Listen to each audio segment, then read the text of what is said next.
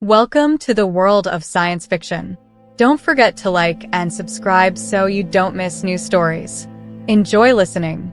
Ethan's feet pounded against the broken New York sidewalk as he ran to make his last delivery of the day, sweat pouring down his back and soaking his faded uniform. The sun is setting, casting long shadows on the busy streets, turning skyscrapers into towering monoliths. As he muttered his way through the crowd and his phone rang with another angry customer wanting to know where his package was, Ethan gritted his teeth, wondering if a late delivery would put him out of a job. He took shortcuts and looked for shortcuts. The smell of rotting garbage hit my face. His nostrils suddenly sounded against the brick wall. "It's frozen, hello," he shouted to whoever was in the shadows. There was another moan, weaker this time, and Ethan's eyes adjusted to the darkness. The number rested almost motionless against the trash can. "Hey, okay." Ethan approached cautiously, his heart beating fast. The man appeared to be in his 60s, dressed in an expensive but disheveled suit, with blood oozing from his wounds. Next to him, "With my help," the man gasped. Ethan crouched next to him, took out the phone, called an ambulance, and held on. "Well?" The man's hand suddenly reached out and grabbed Ethan's wrist with amazing force, leaving him no time to breathe or listen carefully. Ethan's fingers hovered over the emergency button, and the man's eyes were locked on his, eyes full of intensity that made Ethan's skin tingle. "My name is Zor. That person was talking about me, not how I was acting in front of Ethan's surprised eyes." The man's features began to change, his skin blurring, his eyes turning green and expanding to incredible proportions, and Ethan crawled backwards. "What the hell? Please, hurt. Raspy, I'm dying. You must take this." He frustrated something on his wrist, a unit that looked like a big other-worldwide clock with trembling hands. He removed it and detained it for Ethan, not realizing that Ethan said his mind was rolling. "What kind of interstellar person are you?" Traveling Zoke said that this device, my wealth, and my companions are yours. Now I can't do what Zook insists you do. The fate of the world depends on it. His breathing became ragged, except for your fate. With his last breath, Zor's body went limp. The strange device fell to the ground with a crash. Ethan stared at the alien's body, his entire worldview slowly shattering, and he reached for the device in confusion. The moment his fingers touched it, a blinding light engulfed him. Ethan felt a painful sensation, as if his atoms were being pulled apart and reassembled. He shouted, but no sound came out as the light faded. Disoriented, he blinked and stood up. "What are some actually congratulating?" Ethan's melodious voice interrupted, "We've been waiting for you." Ethan's jaw swirled, as did the three women. If you can call them in front of him, their beauty is essential. Two of the otherworldly creatures have skin in various shades of blue, and the third has hair in 5 shades of red. It seemed to happen naturally. "Where am I?"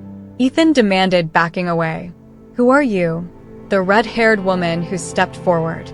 Her movement is smooth and elegant. She said, "I'm Nova, and you are now in the interstellar spaceship around the orbit on the ground." Ethan's knees grew weak. He leaned against the console next to him. "It is turned off," he muttered, "and I assure you, it's true," said one of the blue women. Her voice was gentle. "Imzura. We are the old Zorky carpenters, now you seem." The accompanying ethane repeated their eyes between 3 strangers and noticed their costumes. His cheeks flushed for the first time. "You didn't think we were bound to someone carrying Nexus." "I am Moon, and together we serve as counselors, protectors, and more of Ethan's mind." "I'm really crazy. Delivery only." "Man, I can't. I don't know how to make Nova's eyes blink. You're selling yourself short. Isenzok chose you for a reason. Now you can use unimaginable wealth and technology. The question is, what do you want to do?" "I didn't ask for any of it." Ethan yelled, "Can I give it back to you?" Zyra shook her head, her expression full of sympathy. I am afraid that this transfer is irreversible. You are now the guardian of Zork's legacy. Ethan is pacing the room, running his hands through his hair. Okay. Let's just say I believe this. What the hell should I do? Lunala took a step forward, her form flickering slightly. That's for you to decide, but the matter of tradition must be dealt with first, and Ethan gave him a weary look at what tradition these three women had exchanged. Gransnoy cut his throat to fully carry on your legacy and strengthen our bond. There's an ancient ritual to be performed in Ethan's hoarse voice. Like some sort of ritual or Zira's thing, the cheeks turned dark blue. It involves an intimate relationship with the three of us. Ethan's eyes widened. You can't be serious. Lunala says that's who we are, just a combination of body and mind. Our contact, Ethan, threw himself into a nearby chair and put his head in his hands. It was too much. I couldn't. I mean, I was never even kneeling next to him, her burning hair tickling in his hands. We understand that it is huge, but time is very important. There is some power in the galaxy. We need to pay attention right away. Ethan demanded that the lock be increasingly worse for anything that does not involve alien rituals. Zoker has many enemies. Now that he is gone, they will seek to seize his assets, including us and this ship. If we don't complete the ritual soon, we will be vulnerable to attack. So what are you saying? If I don't, you'll all be in danger. The three women nodded solemnly, and Ethan covered his face with his hands. Christ, give me a moment to imagine him panting in front of the big screen, admiring the breathtaking view of the planet, while everything he's ever known in his life seems so small and insignificant. Now, if I do this, he said slowly, then what happened? You will get full access to Zior resources. Nova explained his expertise, technology, and vast financial empire. With our guidance, you can reshape your world and the future of others. Ethan turned on them. If I denied Lenara's form flicker, then we and all of Zor's assets would be left vulnerable to those who would use them for nefarious purposes. The burden of this decision fell on E. He thought about his ordinary life, dead-end job, and increasing bills. Then he looked at the three extraordinary beings in front of him and the universe spreading in the distance. I must be crazy. He took a deep breath and whispered. He shrugged. Okay, I'll do it. Whatever the ceremony, I was relieved. Thanks. She said it gently. We will help you complete each step, and the Nova will signal the door. In this way, when Eshan followed them, we prepared a ritual room for the ceremony. His heart pounding, he couldn't help but wonder what he had gotten himself into, for better or for worse. His life would never be the same. The door closed behind them with a soft hiss, and the bridge console was empty and silent. The red light began to flash rapidly. The incoming transmission was encrypted, and the caller ID was masked. A single word flashed. Hunter's ethane eyes are attracted to the middle of the room, where a large round bed waits for its surface to cover the silk plates that look impossible. When he understood three women's huge things he had to do, his pulse accelerated. Nova's fiery red hair hung down her back in waves. Her skin was a warm golden color that seemed to radiate light, and her eyes glowed with determination and warmth. Zyra has dark blue skin that gives people a sense of peace. Her features were delicate, almost ethereal, and her voice soothed Ethan's frayed nerves. Her movements were calm, as if nothing in the universe could disturb her peace. Lunala is the most mysterious of the three, her body shimmering as if she herself were made of light. Her silver hair flows like liquid mercury, and there is a depth in her eyes that seems to penetrate Ethan's soul. She has a mysterious aura. As they approached the bed, sensing that she was holding a secret, Nova turned to Ethan, her expression serious yet gentle. This ritual is not only about physical union. She said it softly. It's a union of mind and soul, a connection beyond the physical that binds us together. Ethan nodded hard. He could feel the weight of their eyes on him. Every woman conveys her feelings through her eyes, full of anticipation, curiosity, and a hint of vulnerability. Zira held out her hand, cold against his cheek. "Don't be afraid," she whispered. "We will guide you and create something together." The beautiful Ethan took a deep breath, nodded again, and walked closer to the bed. The three women moved with his presence, like a cocoon that comforts him. They began to remove their clothes, each movement graceful, showing off their perfect looks. Nova's body is a symphony of curves. Her golden skin was smooth and attractive, and Zila's blue skin was like the midnight sea. Her slender frame exuded an otherworldly grace, and Lunnon's shimmering silver skin seemed to emanate from her slender figure. A study in elegance, Ethan couldn't help but be captivated by their beauty, but it was more than just their physical appearance that drew him in. There was a connection forming between them, a sense of intimacy that went beyond the physical. As they lay down on the bed, Ethan felt their warmth surround him.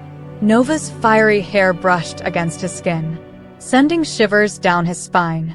Zara's touch was gentle, her fingers tracing patterns on his chest that sent waves of pleasure through him. Lunara's presence is like a beacon. Her touch was refreshing, and they danced passionately together. Their bodies intertwined in a seamless flow, and Ethan found himself responding to every touch, his own desires merging with theirs. There was no hesitation, no awkwardness, just a deep and abiding connection that seemed to transcend time and space. Nova's lips found his, and he lost himself in the feel of her kiss. It is both hot and gentle. The touch of Zyra perfectly reflects her character and is soothing. Her hands studied his body with reverence, which made him feel dead. The touch of Lunar was electric, which sent sparks of pleasure through him, and the own hands of each shellfish ethane were moved by their own choice, exploring the beauty of their shapes. He tracked the curves of her body and felt the heat of her skin under the tips of her fingers. He wondered about the smoothness of the blue skin. It seemed to sparkle in the soft light, and he reveled in the form of Lunara under his hands, her body a masterpiece of light and shadow. Their movements became more urgent. Their breaths mingled in the air, and Ethan felt a rush of emotion, longing, awe, and a deep sense of connection. It is not just a physical activity. It is a merging of souls, a union that transcends the physical when they reach the height of their passion. Ethan felt a wave of energy wash over him. It was as if the very substance of reality had changed, and he was no longer just Ethan the delivery guy. He was something more, something bigger. The three women screamed in unison, their voices a symphony of joy, and Ethan felt their ecstasy reverberate through him and intensify his ecstasy. It was a moment of pure, unadulterated connection, a union that left them both breathless and trembling as they lay together afterwards. Their bodies were wrapped around Ethan, and they felt a deep sense of peace. The link between them has been consolidated. Their bond was stronger than ever, and Nova's hands found his fingers intertwined with hers.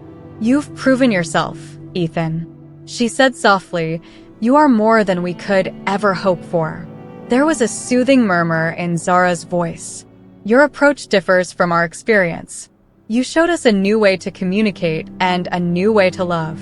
Luna's eyes sparkled in admiration. "You are not only our guardian, Ethan, but also our equal. Our partner." Ethan felt a surge of pride and joy as he heard their words. He had entered a new world and a new life, and he knew he was not alone. They will meet any challenge. As they lay together, basking in the afterglow of their union, their bond unbreakable, Ethan felt a sense of purpose and belonging that he had never felt before. He was not just a delivery guy anymore. He was a part of something greater, something extraordinary, and as he drifted off to sleep, surrounded by the warmth and love of his companions, he knew that his life had been forever changed, for better or worse. Now the guardian of Zork's legacy and ready to face whatever comes his way with the help of his famous companions, Ethan blinks to adjust to the bright light on Celestia's bridge for hours. The scene seemed like a surreal dream. He looked at the device on his wrist, the only tangible evidence that any of it was real, and cleared his throat. Now that the Nova is close to the main console, we will now teach you how to control the ship and use the Zor technology. Time is running out. Hunters don't wait long. The next few hours passed in a blur as Ethan studied the holographic interface and tried to remember the names of alien systems and races. The amount of information made him dizzy, and so on. He interrupted Zara's explanation of the quantum engine. I still have a job on Earth. If I disappear, people will notice. Lun form will flash, and you're right. We need to keep your coverage. You're studying well, Ethan muttered, so I should be delivering packages during the day and learning to be an interstellar or something. It is only at night that Nova dances with her fiery hair. The next morning we didn't attract much attention, and Ethan was back in his cramped apartment, wondering if it had all been a dream, while the link on his wrist throbbed quietly as a reminder of his new reality. He groped the delivery route, remembering that lunchtime was light years away. His best friend, Mike, noticed something was wrong. Okay, Mike asked, looking at Ethan's untouched sandwich. You looked like you'd seen a ghost. Ethan had to laugh. It was just a tired, crazy night. Mike raised an eyebrow. Yes, I met someone. Suffice it to say, Ethan muttered something into the night as his three companions returned to Celestia. He couldn't bring himself to think about them as the concubines were waiting for your next lesson. Zira asked, her blue skin glistening in the ship's light, and Ethan nodded, trying to focus on the technology rather than the otherworldly beauty of the aliens. Over the next few weeks, Ethan leads a double life, working as a struggling father by day and exploring the universe by night, learning secrets that will rewrite humanity's understanding of the universe. He also got to know his companion, Zyra. The empath could sense emotions and even influence them a little. The shapeshifter Lenara could change her form at will. A pyrokinetic can create and control fire with his thoughts. One night, after a particularly intense workout, Ethan collapsed in his chair on the bridge. I can't do it. It was too far, he complained. Nova kneeled beside him. You are doing better than you thought. Zoke chose you for a reason. Ethan looked at her. Why did he choose me? Who am I? No one. They were joined by a special branch. Maybe that's why you don't have preconceived notions. There is no agenda, and your heart is open. Sorry, I am. No one, especially Zira, joined them. Maybe that's why you don't have preconceived notions. There is no agenda. Your heart is open. Lunala nodded. You adapted faster than anyone we've ever met. Ethan sat up straighter, warmth spreading through his chest at their words, but he was momentarily interrupted by an alarm sounding from the ship. What did Ethan ask as he jumped to his feet as Nova rushed to the console's proximity warning? A hunting ship has entered Earth's orbit. Ethan's heart was beating wildly. What should we do?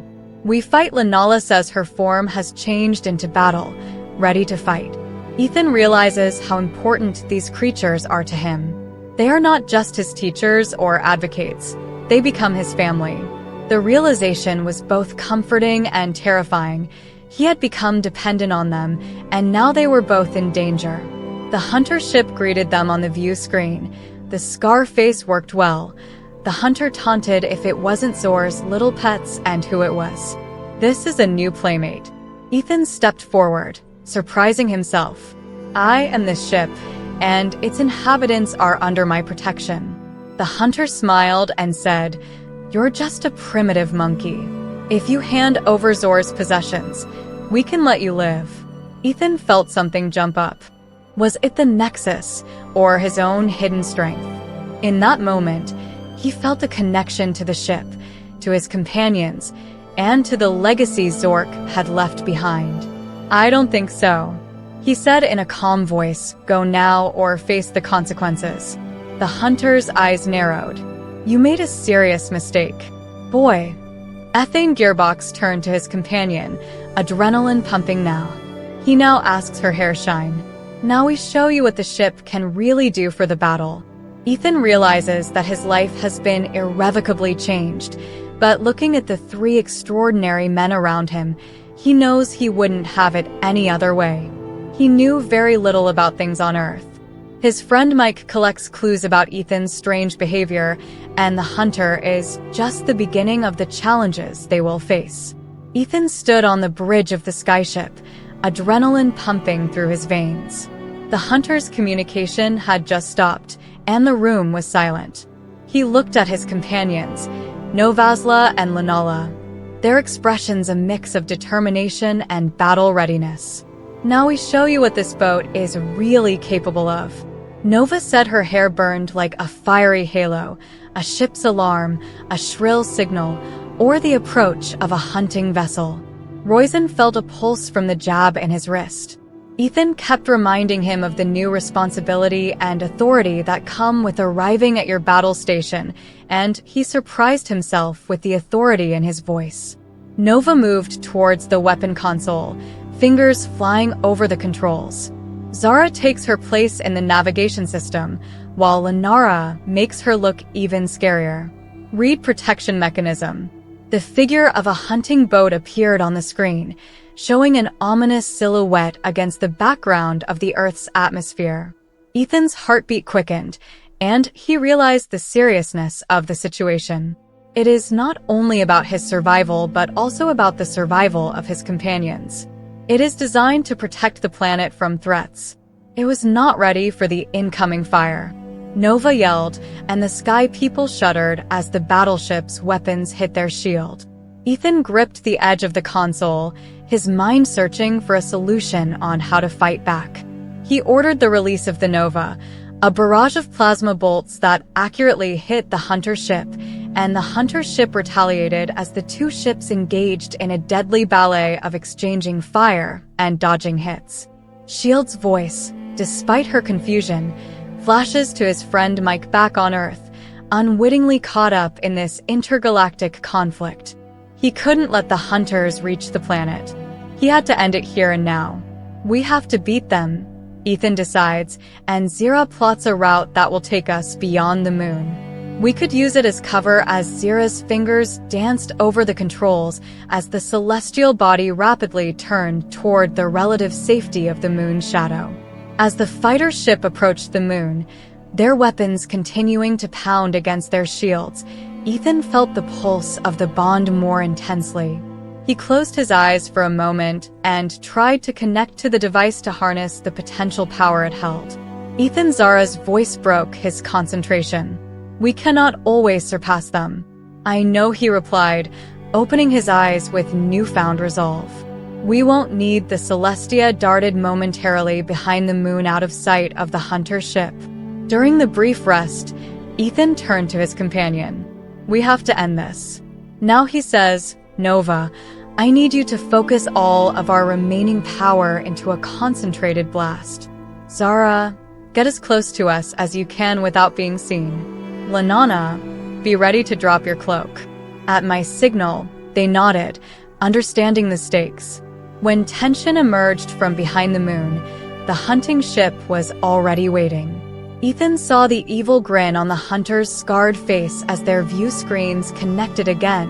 "Ready," Nova whispered, her eyes on her target. Now Ethan yelled, and Lenara fell.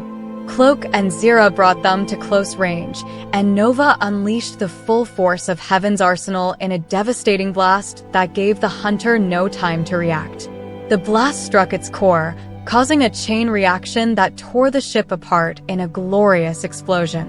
The bridge erupted in cheers, but Ethan's relief was short-lived.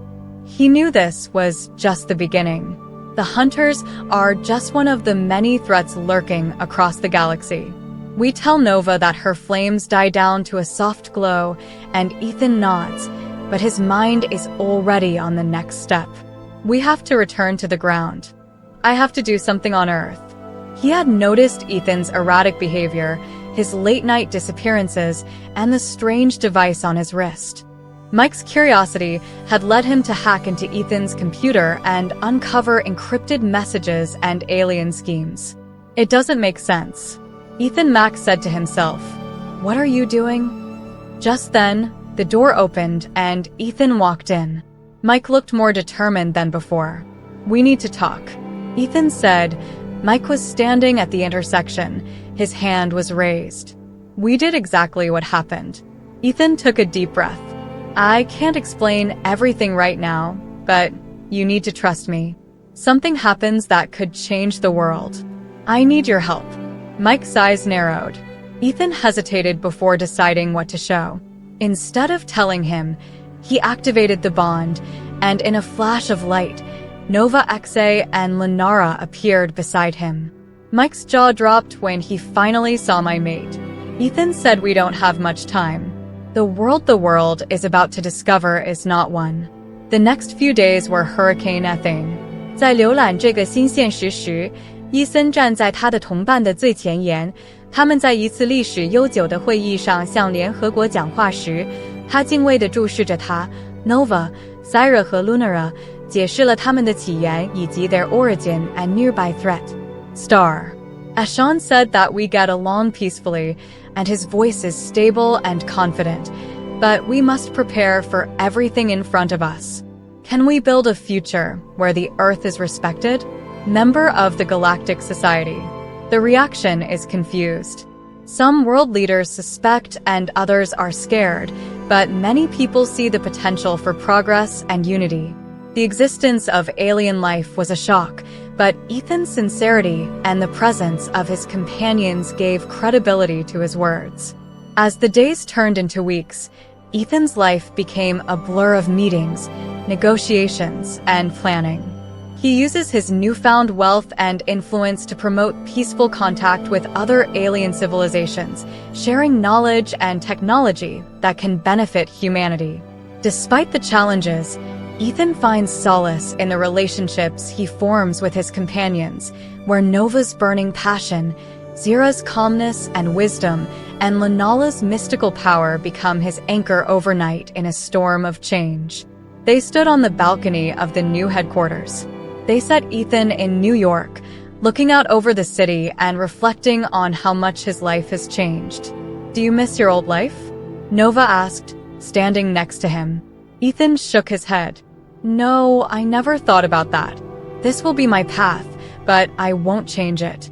At least, this is where I belong." Zara joins them. Her blue skin glows softly in the twilight you grew up in. Too many Ethan Zork chose your Lenara nodded and sparkled together. "We will continue to protect this world and others." Ethan smiled with a deep sense of purpose. "We have a lot of work ahead of us, but with you by my side, I know we can do it because they were together." Watching the city lights twinkle below, Ethan knew that his true wealth lay not in the riches or technology he had inherited, but in the bonds he had formed and the impact they could make on the world. The day of the first official contact between Earth and an alien civilization arrived. The event was to be held at the United Nations headquarters, and representatives from various countries gathered to witness the historic moment. Ethan stood at the center of the grand hall, flanked by Nova, Zyra, and Luna. The room buzzed with anticipation. As the representatives of the galactic community appeared on the large holographic screen, greeting the people of Earth, the alien ambassador said, their voice resonating through the hall. "We are honored that we can communicate and hope for a future of mutual respect and cooperation." Ethane represents nerves and excitement on the spot. "I greet you together, and we can achieve great things together." The room erupted in applause, and Ethan felt a sense of pride and accomplishment. It is the beginning of a new era when people will no longer be isolated in this vast space. Continuing the ceremony, Ion's idea was gradually flowing into a brokerage trip from a simple delivery person to the world. His life has undergone tremendous change. He glanced at his companions, whose presence was a source of support and a constant source of strength. Ultimately, it was not wealth or advanced technology that determined his success. It was the relationships he formed, the lives he touched, the future he helped shape, and the first official contact between Earth and an alien civilization. Ethan knew this was just the beginning. Together, they would face the challenges and opportunities of the future, united in the search for a better world. The story of Ethan and his companions was far from over. This is a story of courage and resilience, and the unbreakable bonds that bind them together, and when they look up at the stars, they know the best is yet to come.